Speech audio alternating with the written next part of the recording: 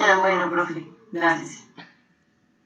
Bien, buenos días de nuevo. Entonces, vamos a hacer una pequeña introducción a qué es la acción humanitaria. La acción humanitaria, digamos que es un concepto que es muy importante que quienes participan en estos mapeos humanitarios comprendan y conozcan, porque es importante que haya una claridad de lo que es y de lo que no es la acción humanitaria.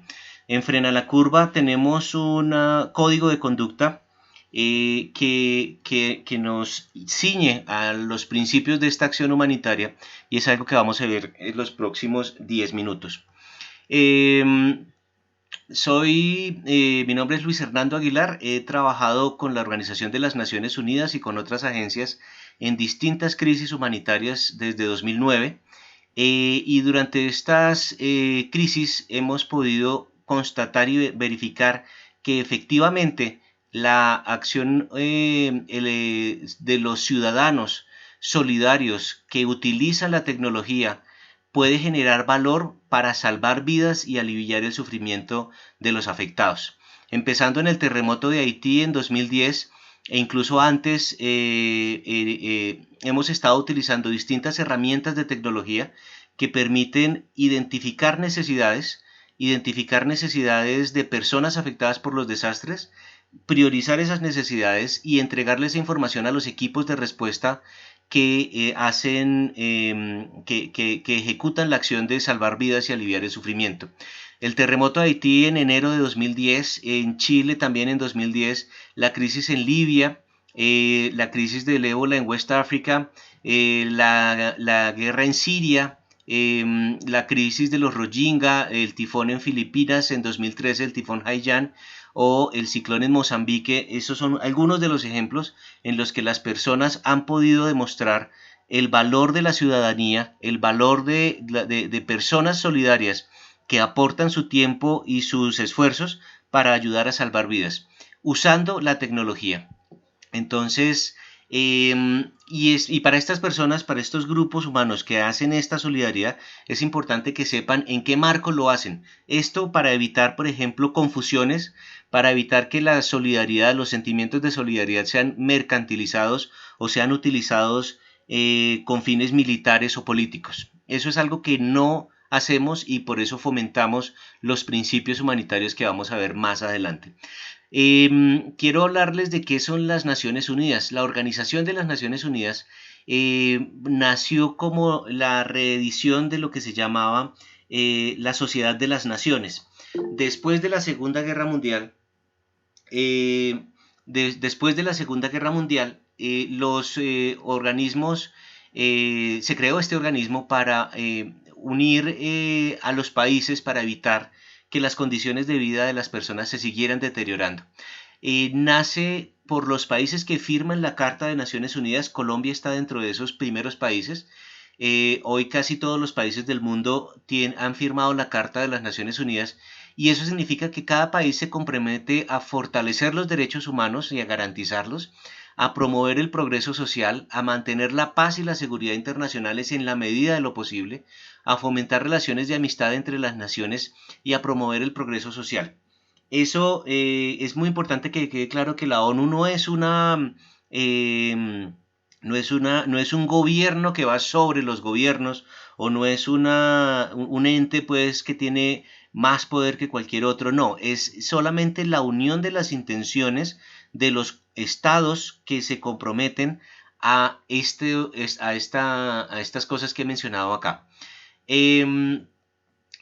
Para que las Naciones Unidas funcionen, se han creado unos fondos, proyectos o programas. Estos fondos, proyectos o programas lo que hacen es facilitar la acción del sistema de Naciones Unidas en distintos temas. Por ejemplo, ustedes habrán escuchado del Programa Mundial de Alimentos, habrán escuchado de la Organización Mundial de la Salud. Todo el mundo habla hoy de la Organización Mundial de la Salud, que en América Latina es la Organización Panamericana de la Salud / Organización Mundial de la Salud. Esto porque en América Latina la Organización Panamericana de la Salud es previa a las Naciones Unidas y el modelo funcionaba tan bien que se mantuvo y se adaptó a ser parte de la Organización Mundial de la Salud. Tenemos a UNICEF, tenemos el fondo de UNFPA, tenemos la ONUCIDA, tenemos múltiples fondos, proyectos o programas, por ejemplo el PNUD también, el ACNUR, Alto Comisionado de Naciones Unidas para los Refugiados. Tenemos una organización amiga muy cercana que es la Organización Internacional para las Migraciones, que originalmente no hacía parte de la sombrilla de Naciones Unidas, pero que trabaja en múltiples espacios muy cercanos. Entonces, y me gusta la idea de pensar como para entender cómo funciona este organismo, que las Naciones Unidas son como una gran sombrilla que tiene su eje central en la Asamblea General.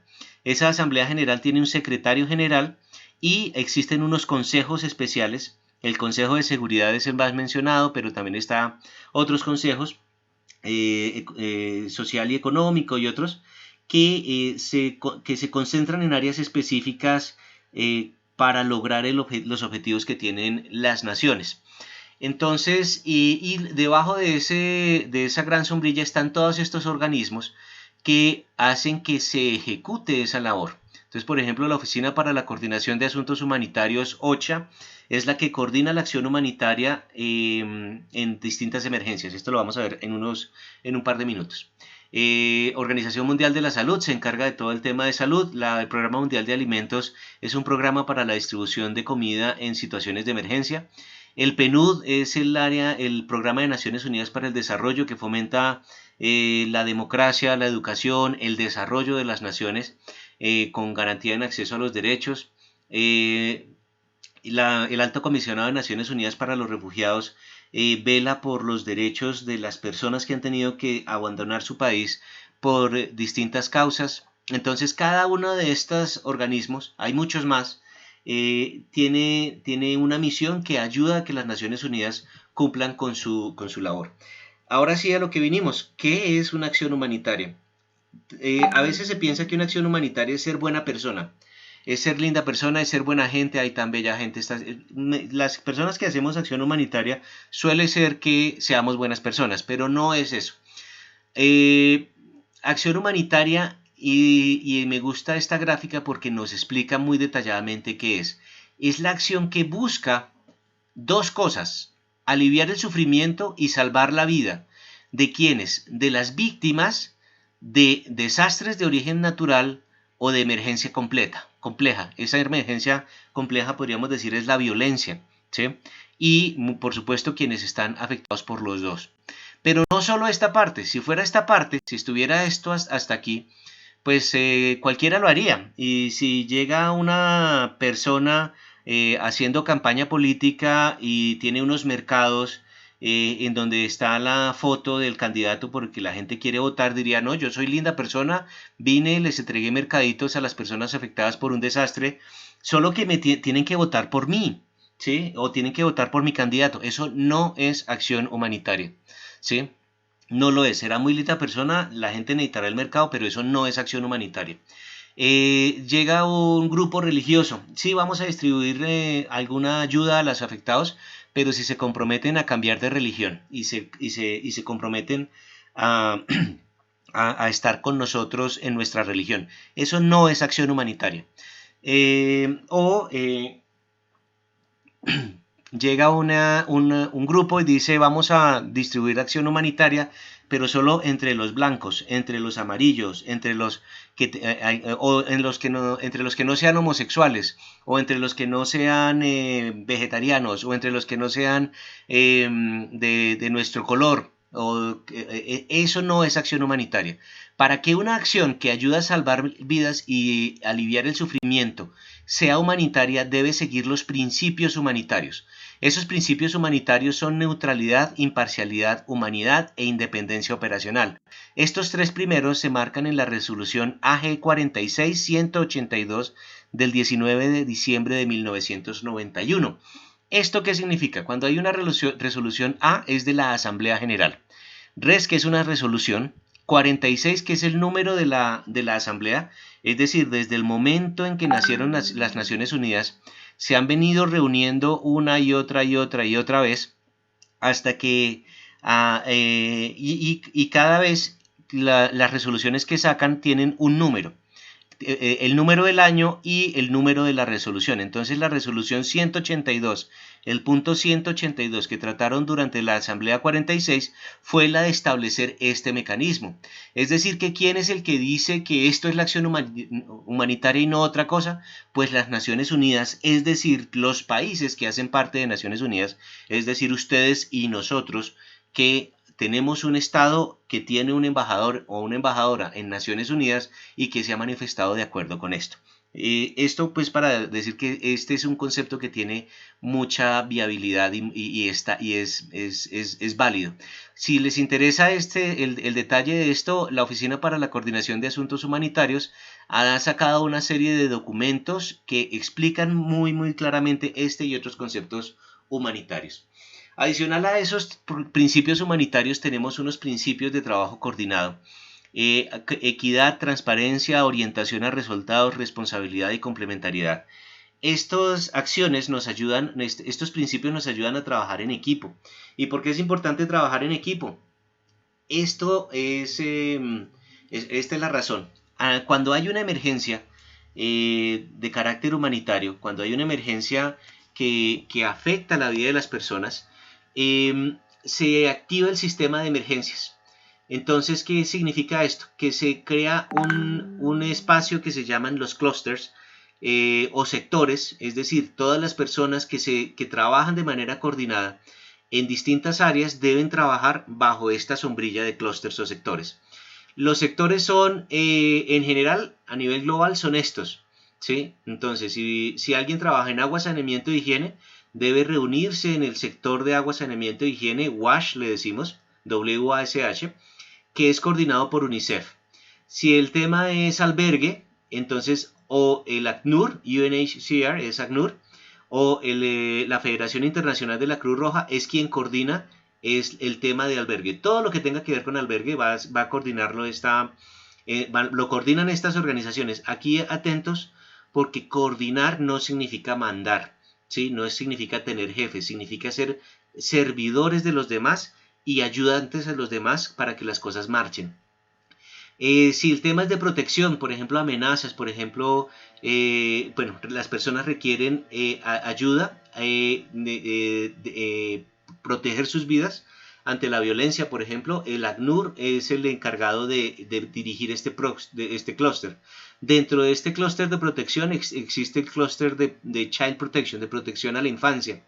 Si el tema es de nutrición, otra vez UNICEF es el coordinador. El de logística, el Programa Mundial de Alimentos, ustedes habrán visto los videos de los aviones que lanzan comida en paracaídas en distintas zonas, por ejemplo, o camiones enormes que llevan ayuda humanitaria. Esa logística la hace el Programa Mundial de Alimentos. Voy a dejar salud al final. Entonces, seguridad alimentaria es FAO y el Programa Mundial de Alimentos. Telecomunicaciones en emergencia es WFP, el Programa Mundial de Alimentos. Claro, como tienen logísticas tan grandes, necesitan manejar comunicaciones.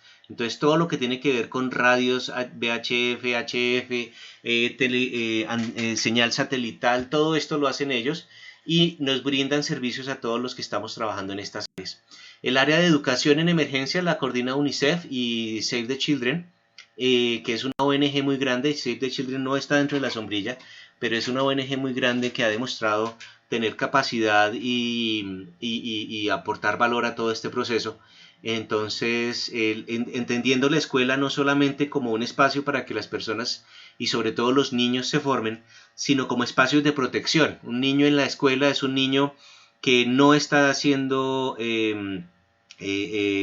presa fácil de los grupos violentos, no es un niño que está siendo presa fácil de los distribuidores de fármacos, es un niño que además se está formando para que su comunidad más adelante le pueda aportar a su comunidad, o ella le pueda aportar a su comunidad con su conocimiento, y eso va a ser desarrollo. Por eso se tiene en cuenta la educación en emergencia durante las emergencias.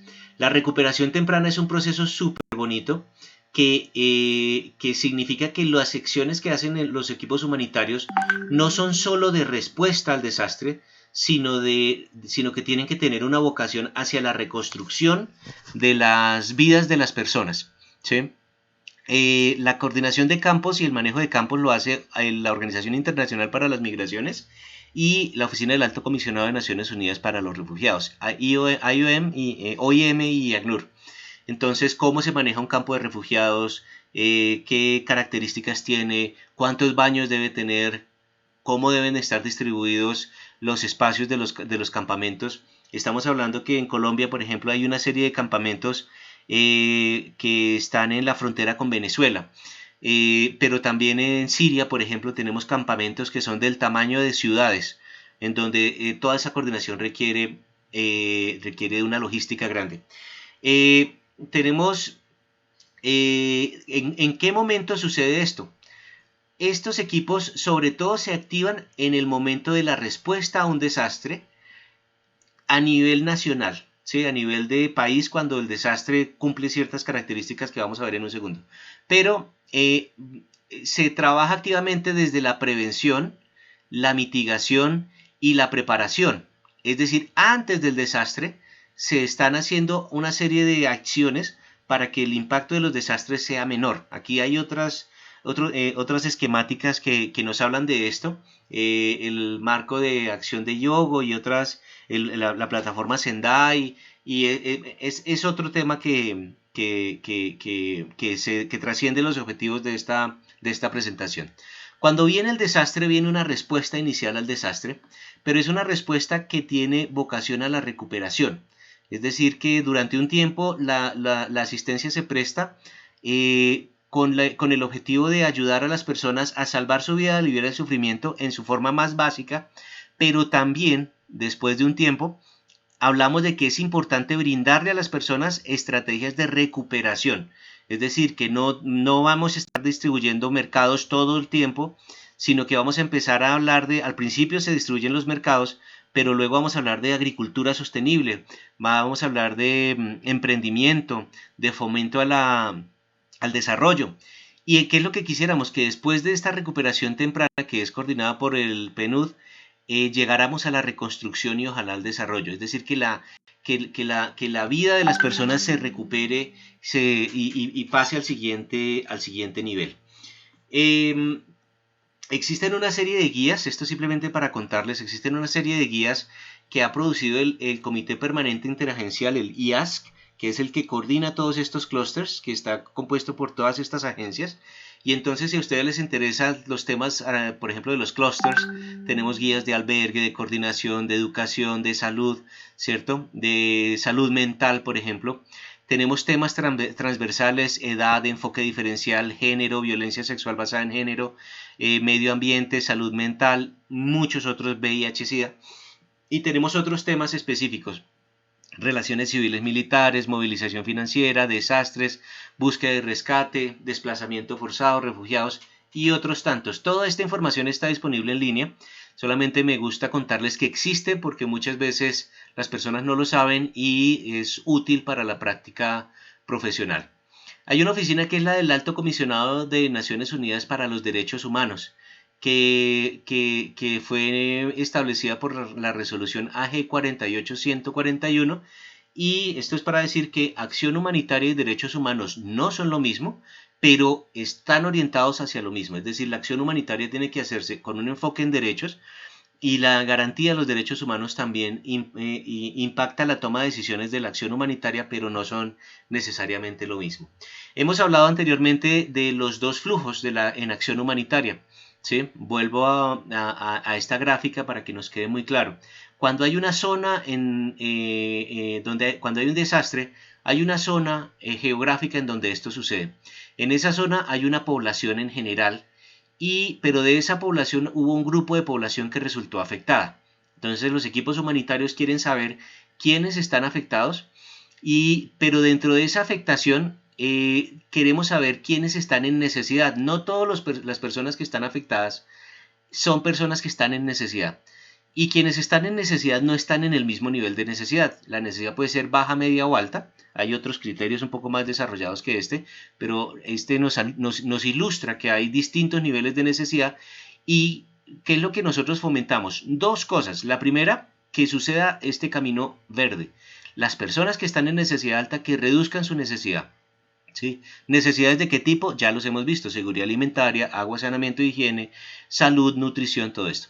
Entonces, las personas que están en necesidad alta, que reduzcan su necesidad, y ojalá que reduzcan su necesidad tanto como que ya no estén afectados en algún momento.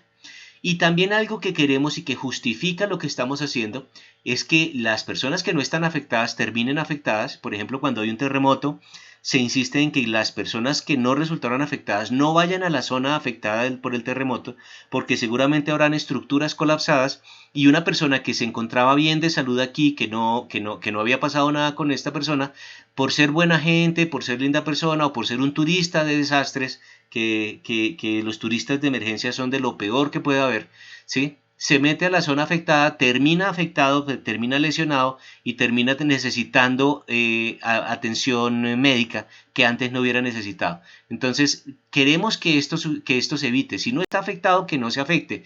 Y si resultó afectado, que no entre a tener necesidad. Y si tiene necesidad, que esa necesidad no sea una necesidad muy alta. ¿Qué pasa con el COVID-19? Pues que esta línea gris desapareció, ¿sí? Todos estamos afectados. Todos hemos visto afectada nuestra cotidianidad. Todos estamos viviendo cuarentena, teniendo que lavarnos las manos, teniendo que cubrir nuestras caras, no podemos visitar a nuestros padres, no podemos abrazarnos, nos vemos con los amigos de hace tiempo por internet, porque ya no nos podemos encontrar. Todos estamos afectados, pero no todos estamos en necesidad. ¿Y qué pasa? Que hay algunas personas que no estaban afectadas, pero que empezaron a tener necesidad. Es decir, que tenían un empleo, pero por las condiciones del COVID se perdieron el empleo y van a empezar a tener necesidad. Y esa necesidad va a ir creciendo, ¿sí? O tenemos también el caso de personas que ya se encontraban en necesidad, personas afectadas por el desplazamiento, personas afectadas por desastres, personas afectadas por los flujos mixtos migratorios, hermanos o hermanas venezolanas que habían cruzado la frontera buscando un mejor futuro, ya estaban en necesidad, personas que, sí, mujeres embarazadas que no estaban teniendo acceso a servicios de salud, niños que no estaban teniendo acceso a servicios de salud. Esas personas ya estaban en necesidad de algún tipo, y el COVID ha hecho que esa necesidad se incrementara, ¿sí? Entonces no han podido ir a sus controles, no han podido acceder al conocimiento, ¿sí? Una de las cosas que preocupa ahorita es embarazos no deseados, es violencia intrafamiliar, es que las personas que requieren acceso a servicios de salud accedan a esos servicios. Eso nos está obligando a tomar medidas que pueden ser, que deben ser creativas y adaptables a lo que tenemos que avanzar. Quiero, a lo que estamos haciendo, es mi mensaje. Quiero darles como una pequeña claridad de cuál es el panorama que tenemos hoy día. Tenemos, bueno, ¿cómo se miden las emergencias en Naciones Unidas o en la comunidad internacional? No es solo Naciones Unidas, la comunidad internacional la componen algunos organismos de Naciones Unidas, pero muchas organizaciones no gubernamentales con las cuales estamos siempre muy agradecidos, porque aportan un valor y complementan la acción de quienes tienen que responder ante los desastres. Entonces quiero decirles lo siguiente: la cosa va de abajo para arriba. L es por level o nivel en inglés, ¿sí? Y arrancamos con el L0, L1, L2 o L3. Desde Mozambique, cuando estábamos en Beira, en Mozambique, el año pasado, el IAS cambió este L3 por una cosa que se llama Scale Up. ¿Qué significa esto? Es el momento en que no hay emergencia, ¿sí? Si no hay emergencia, no, pues nos quedamos tranquilos y no hacemos nada. No, eso no es el mensaje. El mensaje es que si no hay emergencia, es el momento para la preparación. Si hay un simulacro de evacuación, hay que participar en el simulacro de evacuación. Hay que tener el kit de emergencia, hay que tener el plan familiar de emergencia, saber que si va a haber un terremoto, dónde nos vamos a encontrar con los seres queridos, dónde nos vamos a mover. Ahorita tenemos que haber actualizado nuestro plan familiar de emergencia para que sea un plan familiar de emergencia en el COVID. Es decir, tenemos que agregar mascarillas a nuestro kit de familiar de emergencia, tenemos que agregar higienizante, tenemos que agregar otras cosas que, adicional al COVID, nos permitan responder ante una emergencia. Les estaba diciendo, hoy hay el ciclón más grande registrado en el Océano Índico, en donde hay poblaciones enormes que además están súper afectados por el COVID. Imagínense el tamaño del desastre que están viviendo estas personas allá. Entonces el momento de la preparación es este nivel 0. El nivel 1 es cuando la emergencia se da, pero puede ser atendida por una autoridad local, ¿sí? Entonces la alcaldía local o la autoridad local tiene la capacidad para atender a las personas afectadas o en necesidad fruto de esta emergencia. El L2 significa que la necesidad local ha sido superada y ha llegado a un nivel que requiere la intervención nacional o requiere una mayor cantidad de recursos, pero la capacidad nacional no se ve superada. Y la L3 o Scale Up es cuando la capacidad se ha visto superada y los países hacen un llamado a la comunidad internacional que es atendido por Naciones Unidas en nombre de la comunidad internacional. Cuando hay una emergencia L3, estas emergencias implican el despliegue de capacidades, recursos, expertos que ayudan a coordinar, apoyan a los estados a atender a las personas en necesidad, haciendo la identificación de quienes están en necesidad, estableciendo programas, proyectos e iniciativas que ayuden a atender las necesidades de estas personas con un enfoque en la recuperación, como ya lo vimos anteriormente. Hoy día hay estas son las crisis activas que pueden ser consultadas en la página web del IASC.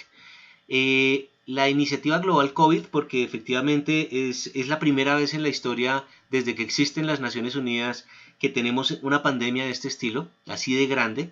El ébola fue muy grande, pero pues fue otro contexto. Me gustaría en algún momento poder compartirles esa experiencia que vivimos quienes respondimos a esa emergencia.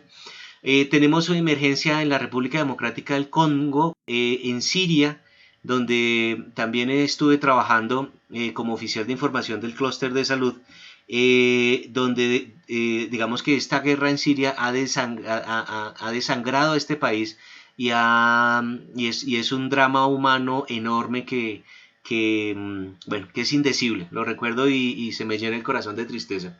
Y Yemen igual, que es esta guerra que es una guerra fratricida que lleva mucho tiempo y que ha superado de lejos la capacidad para atender a las personas en necesidad. Han habido otras emergencias como Mozambique, como Irak, como República Centroafricana, como Filipinas, como Sudán del Sur, que son emergencias que sucedieron y que ya digamos que están en una fase o en un proceso de recuperación después de ese desastre. Quiero compartirles que existen unos estándares para la prestación de la acción humanitaria estos estándares fueron creados y se compilan en lo que se llama la norma esfera. Entonces, que cuántos baños deben haber por número de personas en un albergue, que cómo se debe prestar la seguridad alimentaria, qué condiciones tienen que cumplir. Es como una norma de calidad para la acción humanitaria. ¿Qué quiero decir con esto? Que la acción humanitaria y solidaria no es simplemente, a mí me sobró un poquito de comida, yo la distribuyo. Sí, sí ayuda, sí eso hay que reconocerlo. Pero hay que cumplir como cuando trabajas ya en esta área, en este nivel, hay que cumplir ciertos mínimos de calidad que están dentro del manual esfera, que incluye humanitarias y la carta humanitaria.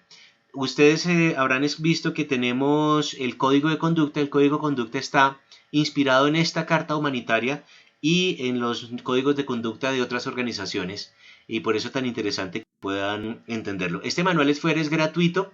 Uno puede comprar el libro en físico, pero pues lo puede descargar en internet, y de verdad les recomiendo que ustedes que trabajan en el área de la salud o que trabajan o que tienen un interés en la solidaridad hacia los afectados puedan acceder a este material.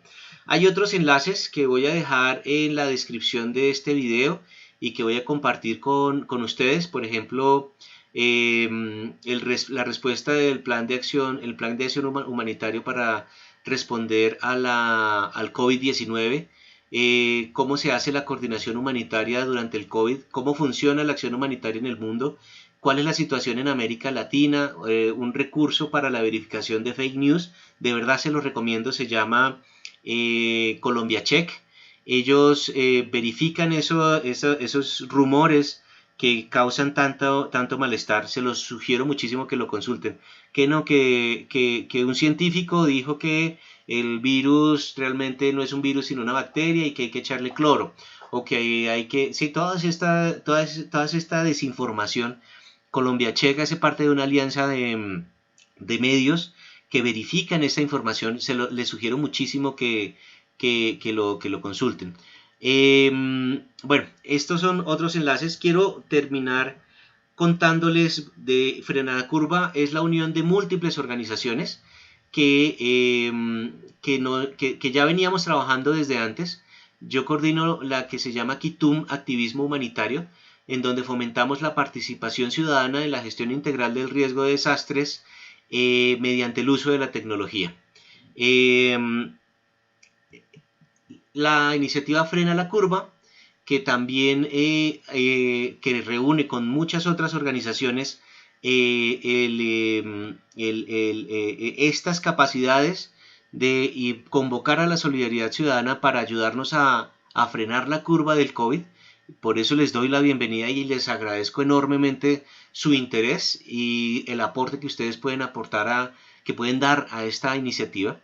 Hay una iniciativa enorme que se llama Colombia Cuida Colombia, de la cual Frena la Curva hace parte, en la que se han organizado para complementar la acción estatal y entregar ayuda a distintos sitios.